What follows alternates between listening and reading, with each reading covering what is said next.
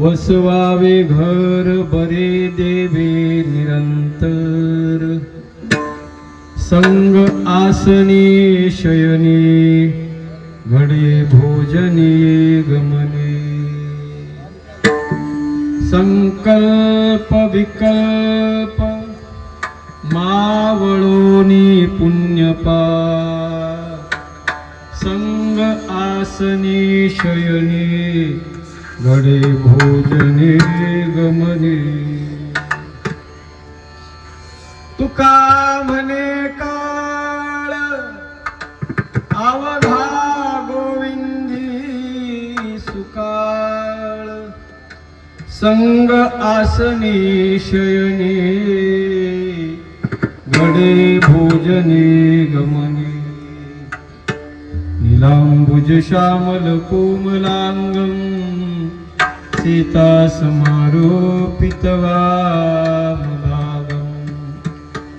पानो महासायक चारुचापम्। नमामि रामं रघुवंशनाथम्। मंगल भवन मंगलहारी वंश दशरथ अजिर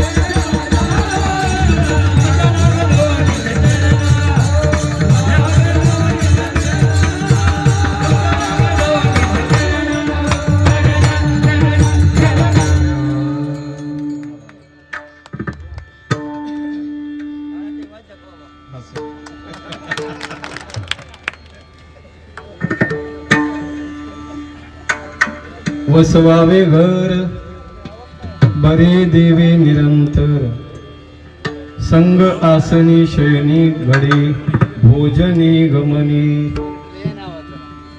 अनंत कृपा विभूषित परम मंगलमय परात्पर अखिलेश्वर अकारण करुणावरुणालय भक्तवांच्या कल्पतरु तडिद्वित विनिंदित पितांबरधारी अखिल कोटी ब्रह्मांड नायक कर्तुम अकर्तुम अन्यथा कर्तुम परात्पर परमात्म्याच्या सेवेकरता गायलेला अभंग ज्ञानेश प्रिय श्रीमंत संत जगद्गुरु तुकोबारायांचा अत्यंत सुंदर गोड असा 4 चरणाचा अभंग. मानवी जीवनामध्ये आल्यानंतर मानवाने आध्यात्मिक मानवाचं घर कसं असावं याच्यावर गोड विवेचन सांगणारा तुकोबारायांचा अभंग सेवेकरता गायलेला आहे.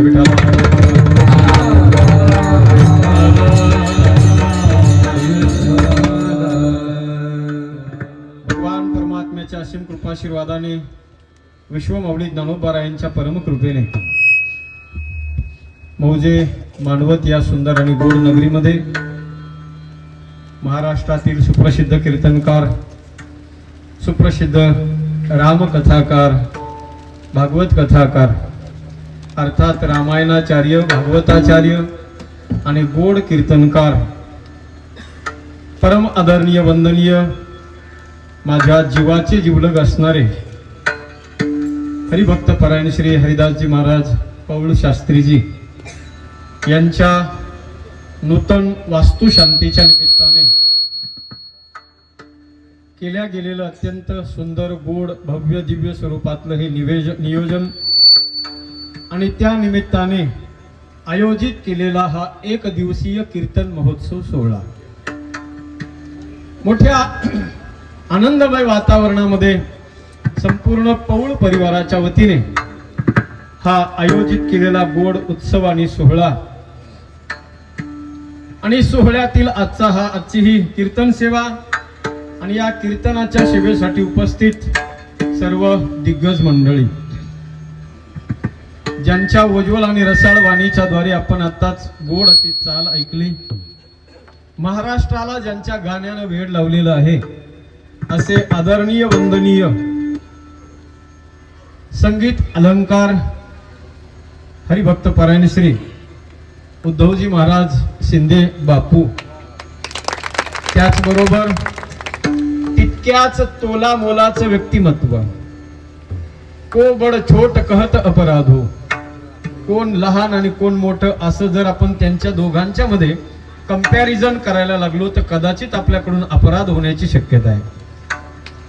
आणि म्हणून अगदी समतुल्य असणारे आदरणीय हरिभक्त परायण श्री अनिरुद्धजी महाराज कारकर गुरुजी आपल्या या परिसराचं भागाचं वैभव आणि भूषण आहे ती दोन्ही मंडळी या दोघांच्याही गोड गाण्याला सुंदर अशी मृदंगाची साथ ज्यांनी केली आपल्या स्वकष्टाने गुरुच्या कृपेने आणि भगवंताच्या परम आशीर्वादाने परम कृपेने ज्यांनी महाराष्ट्राच्या वारकरी संप्रदायाच्या मृदंग क्षेत्राला 4 चांद लावलेले आहेत असे हिमालयाच्या उंचीची दोन्हीही व्यक्तिमत्व असणारे महाराष्ट्रामध्ये सध्याच्या स्थितीला मृदंग वादकाच्या क्षेत्रामध्ये अग्रगण्य शिखरस्थानी फक्त 2च नाव घेतल्या जातात आणि ते दोन्ही व्यक्तिमत्व एका बाजूला भरत महाराज आणि एका बाजूला कृष्ण महाराज. खऱ्या अर्थानं हे वैभव आहे वारकरी संप्रदायाचं वैभव आहे.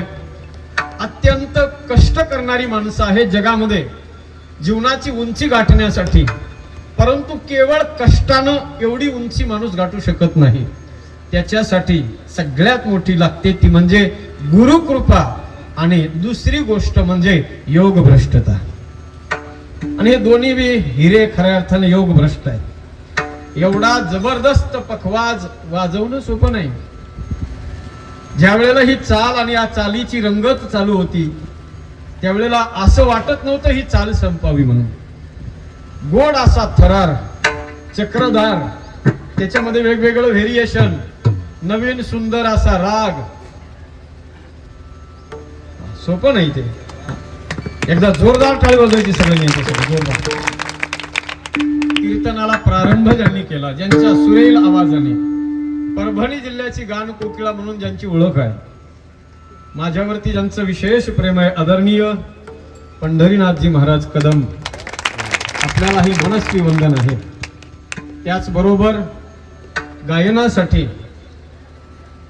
आणि विशेषत्वानं हरिदासजी महाराज पौळ शास्त्रीजी यांच्यावर अगदी बंधू तुल्य प्रेम करणारी सर्व मंडळी, केवळ मित्रच नाही तर बंधुवत ज्यांच्यावरती प्रेम आहे, अशी सर्व महाराष्ट्रातील दिग्गज कीर्तनकार मंडळी, गुणवान मंडळी, कथाकार मंडळी आज आवर्जून या ठिकाणी उपस्थित आहे. त्यामध्ये आदरणीय कोथंबिरे महाराज, उद्धवजी महाराज, त्यांच्या शेजारी रामहरी महाराज, गायनाच्या क्षेत्रामध्ये आपल्या या भागाचं वैभव असणारे परम मित्र आमचे मदनजी महाराज गुरुजी, कदम गुरुजी. त्याचबरोबर संपूर्ण महाराष्ट्राला ज्यांच्या गोड आवाजाने वेड लावलेले असे युवा कीर्तनकार आणि गोड भागवत कथाकार, खऱ्या अर्थानं ज्यांची इथे जवळ भागवत कथा चालू आहे, चिंचोली सांडस या ठिकाणी, परंतु आपला अमूल्य अनमोल असा वेळ खर्च करून आज केवळ शास्त्री महाराजांच्या प्रेमास्तव या ठिकाणी उपस्थित आहेत. आमच्या सर्व फ्रेंड सर्कल मध्ये अग्रगण्य असणारं व्यक्तिमत्व आदरणीय अशोकजी महाराज चिगुरे बाबा, आपल्यालाही मनापासून वंदन आहे.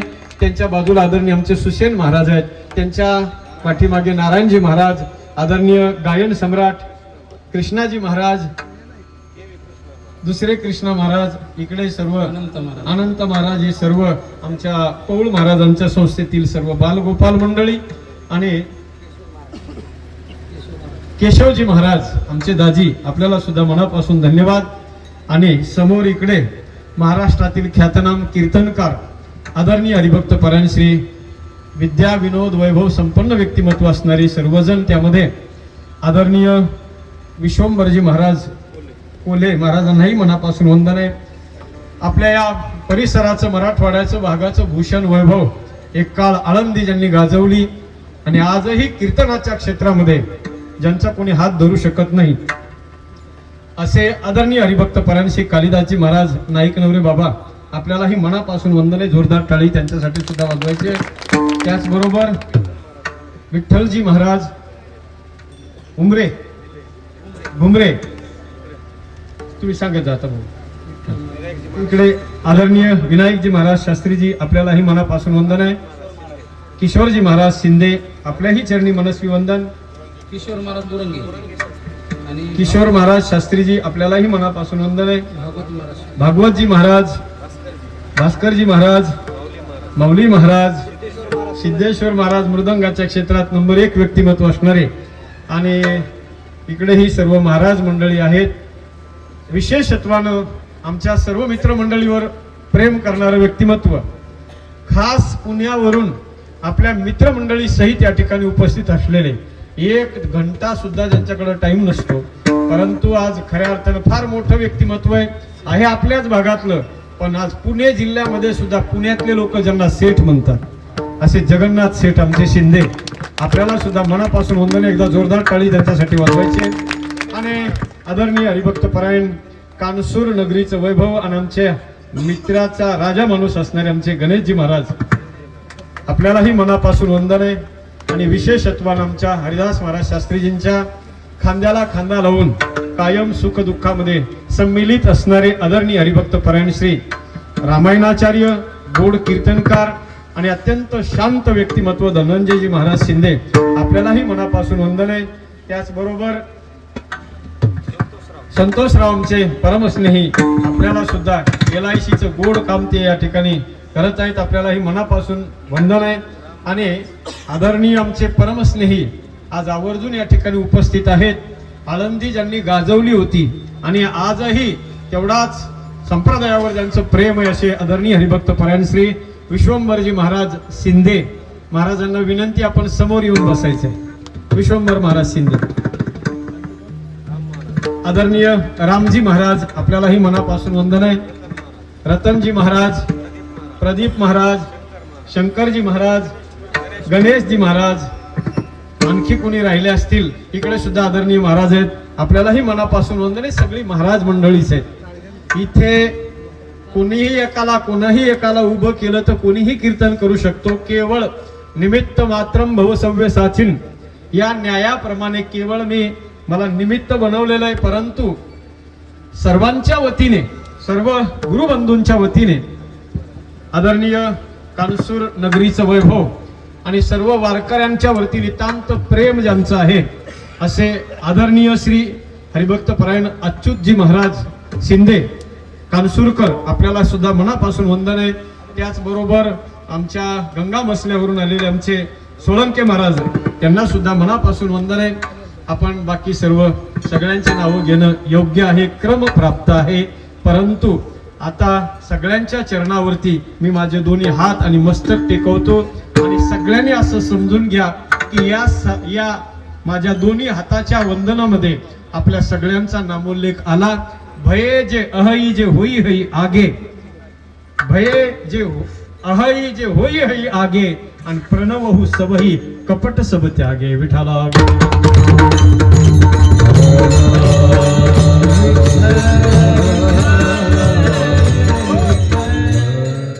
कल्याण भाऊ शिंदे कानसूरकर त्यांचंही या ठिकाणी आगमन झालेलं आहे. विशेषत्वानं महाराजांच्या शास्त्री महाराजांवर प्रेम करणारे ज्या गावामध्ये शास्त्री महाराजांनी आपली सेवा दिली, काही गावं असेच शिंदे महाराज, विश्वंभर महाराज, की शास्त्री महाराज जवळजवळ 10 15 वर्षापासून एक दीड तप झालं त्या गावामध्ये सेवा करतात. त्यामध्ये घाटवाडी गाव असेल, गोविंदपूर असेल, असे बरेचसे गाव आहेत. आता सगळ्यांचे त्या गावचे सगळे प्रतिनिधी म्हणून सर्व कार्यकर्ते सुद्धा आज आवर्जून या ठिकाणी उपस्थित आहेत. म्हणून सगळ्याला मनापासून वंदन करतो. शास्त्री महाराजांवर नितांत प्रेम करणारे तुम्ही सर्व रसिक श्रोते सज्जन आणि भक्तिमती माता, तुम्हा सगळ्याला वंदन. त्याचबरोबर गोड साऊंड सर्व्हिस वाले या परिसराचं वैभव असणारे मगर दादा, आपल्याला सुद्धा जोरदार टाळी वाजवा एकदा जोरदार. वा, मनापासून धन्यवाद. सगळ्यांच्या चरणी मनस्वी वंदन करतो आणि गायलेल्या अभंगाला अर्थानं पुजण्याचा प्रयत्न करतो. विठ्ठल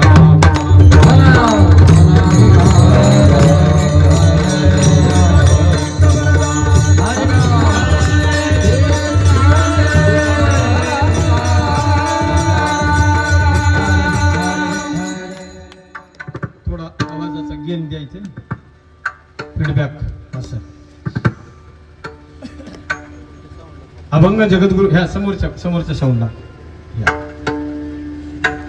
गेन वाढवा द्यायचा जरा आणि याला शार्प करा जरा. अभंग जगद्गुरु तुकोबा यांचा बेस कमी करा, असा स्टोक.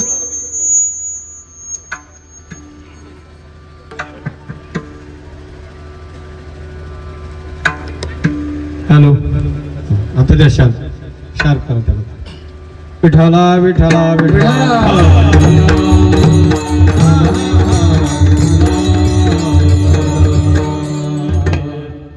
अभंग जगद्गुरु तुकोबा यांचा अत्यंत सुंदर गोड असा अभंग आज या ठिकाणी आदरणीय वंदनीय हरिदासजी महाराज शास्त्रीजी यांच्या नूतन वास्तूच्या निमित्ताने हा गोड अभंग सेवेकरता गायलेला आहे.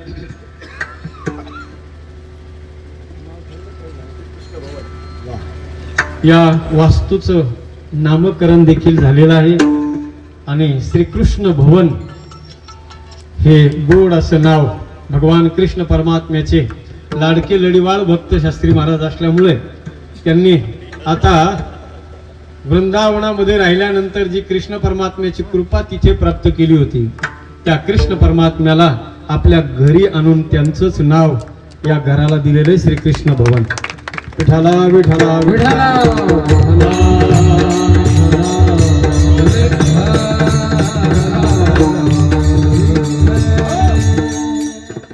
सज्जन हो, माणसाच्या जीवनामध्ये काही गोष्टी अत्यंत गरजेच्या असतात.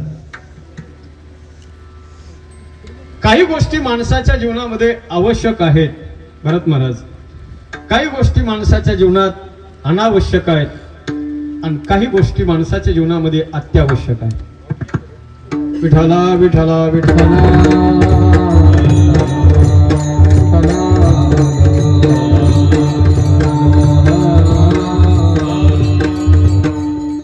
आमचे माऊली महाराज अर्थात भाऊ, आपल्याला सुद्धा मनापासून वंदन आहे. ऐका, काही गोष्टी मानवी जीवनामध्ये आवश्यक आहेत, काही गोष्टी अनावश्यक आहेत आणि काही गोष्टी अत्यावश्यक आहेत. आवश्यक असणाऱ्या ज्या गोष्टी आहेत सज्जन हो, त्यामध्ये प्रामुख्यानं 3 गोष्टीचा समावेश असतो. आपल्या सगळ्यांना माहिती आहे की माणसाच्या जीवनामध्ये आवश्यकही आहेत आणि त्या गोष्टी अत्यावश्यक सुद्धा आहेत. आवश्यकतेचा जर विचार केला तर जीवन जगण्यासाठी भोजन करणं हे आवश्यक आहे.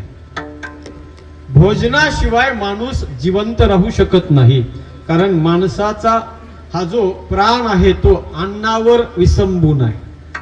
कलियुगामध्ये अन्न खाल्ल्याशिवाय माणूस जगूच शकत नाही. एक काळ असा होता, त्या काळामध्ये हजारो वर्ष माणसं बिना अन्न पाण्याचं सुद्धा जिवंत राहू शकत होते. कारण त्या काळामध्ये सज्जन हो, अन्नमय प्राण नव्हता. हजारो वर्ष माणसं जिवंत राहत होते. त्या काळामध्ये रक्तामध्ये प्राण होता. काही काळामध्ये हाडामध्ये प्राण गेला, काही काळात मांसामध्ये प्राण गेला आणि आज तो प्राण अन्नामध्ये आला. म्हणजे तुम्ही कृत, त्रेता, द्वापार आणि कली याला तुम्ही संयुक्त रीतीनं खाली लावा. कृतयुगाचा जर विचार केला तर माणसं काही ऋषी मुनी साधू लोक तपश्चर्या करायचे आणि ते तपाला एकदा बसले, साधनेला बसले की हजारो वर्ष ते तपश्चर्या करीत बसायचे. शरीराला वरून फक्त कातडी असायची आणि आतमध्ये मांस आणि रक्ताचा बिलकुल लेश मात्र ते उरलेलं असायचं. बाकी पूर्ण हाडाचा सापळा असायचा. कृश झालेलं पूर्ण शरीर असायचं, तरी ते माणसं जिवंत राहायचे. कारण त्या काळामध्ये कृतयुगामध्ये माणसाचा प्राण हा हाडामध्ये असायचा. काळ बदलला, आयुर मर्यादा कमी झाली. त्यानंतर सज्जन हो, सत्ययुग आलं, त्रेतायुग. त्या त्रेतायुगामध्ये तेव्हा सुद्धा हजारो वर्ष माणसं जगायचे आणि माणसाचा प्राण हा मांसामध्ये असायचा. अच्युत महाराज पिंगळीकर महाराज, आपलंही स्वागत आहे. मांसामध्ये प्राण असायचा. त्यानंतर काळ बदलला. त्याच्यानंतरही हजारो वर्षाचं आयुष्य द्वापार युगामध्ये लोकांना मिळायचं. द्वापार युगामध्ये माणसाचा प्राण हा रक्तामध्ये असायचा आणि आता कलियुगामध्ये हजारावरून शेकड्यावर आयुष्य आलं आणि आज तुमचा आमचा प्राण कशात आला भरत महाराज? अन्नामध्ये आला. अन्न न खाता माणूस फक्त 21 दिवस जिवंत राहू शकतो, त्याच्यापेक्षा जास्त नाही. म्हणून अन्नमय कोश आहे सज्जन हो. अन्न ही अत्यंत आवश्यक असलेली गरज आहे माणसाची. विठाला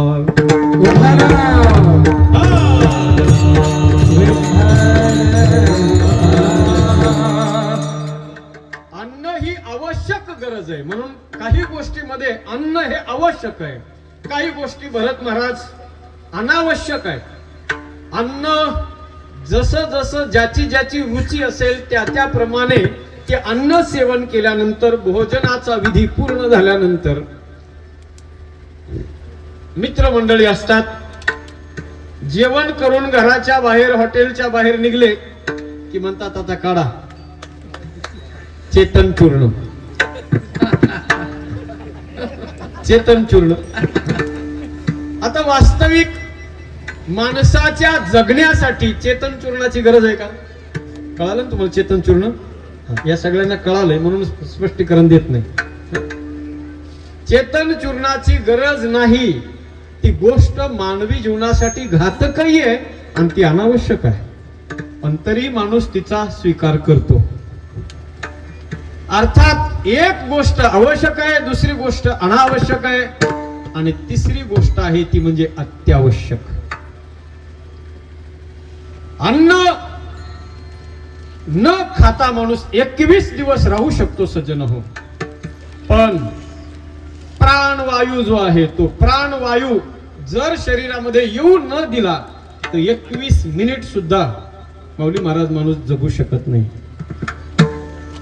फार झालं तर 21 सेकंद आपल्याला त्याला रोखून ठेवण्याची कॅपॅसिटी आपल्याकडे आहे.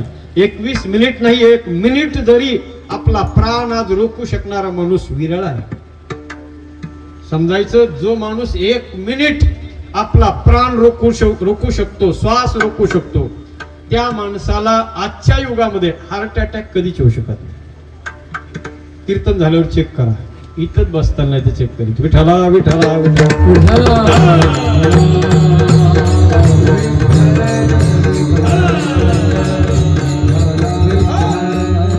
अत्यावश्यक गोष्टी आहेत सज्जन हो. कोणत्या? अन्न ही अत्यावश्यक आहे. दुसरी गोष्ट आहे निवारा. माणसाला राहण्यासाठी निवारा अत्यावश्यक आहे. आणि तिसरी गोष्ट आहे अन्न, वस्त्र आणि निवारा. 2 नंबरची गोष्ट आहे वस्त्र आणि 3 नंबरची आहे निवारा.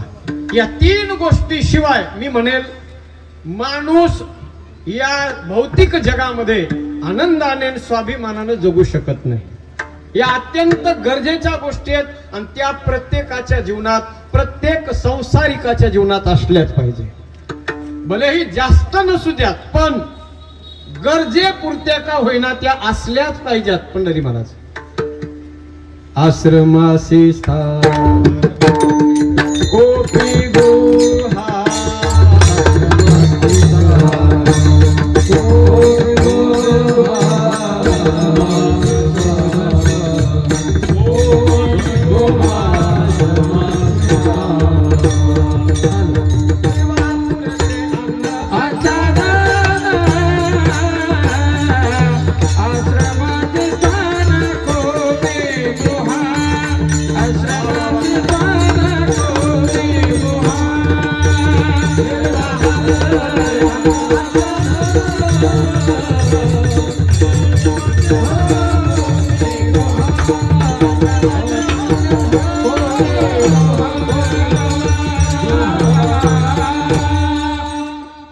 जास्त नाही, पण गरजेपुरतं गरजेचं आहे. साईत ना दीजिए जामे कुटुंब समाय, मैं भी भूखा ना रहूं, साधू भी भूखा न जाए. जीवनामध्ये सज्जन हो, आपल्याला जेवढं गरजेचं आहे तेवढ्या सगळ्या गोष्टी पाहिजेत. अन्न किती पाहिजे? निर्वाहापुरते. आच्छादन निर्वाहापुरते. आश्रमासी स्थान कोपी गुहा विठ्ठला.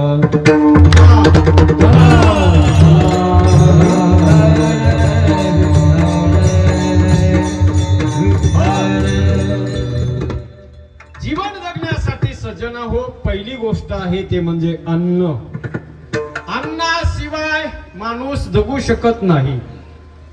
म्हणून अन्न हे फार गरजेचं आहे. पण ते अन्न कसं असावं? भोजन केल्याशिवाय माणूस जगू शकत नाही. भोजन करणं अत्यंत गरजेची गोष्ट आहे. पण ते भोजन असलं कसं असं पाहिजे? भगवद्गीतेमध्ये भगवान परमात्मा सांगतात अन्न कसं सेवन करावं. विठ्ठला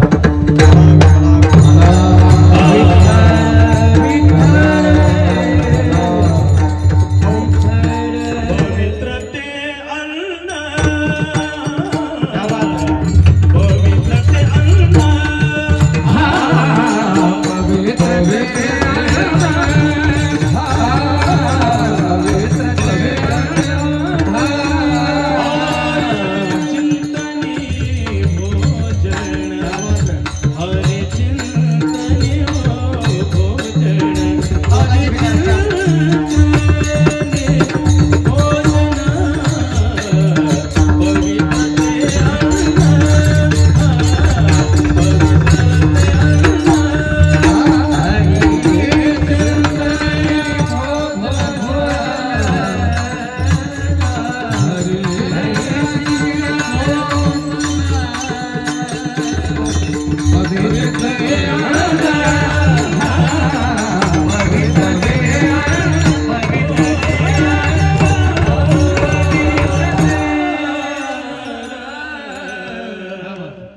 महाराजासाठी एकदा जोरदार टाळी वाजवा.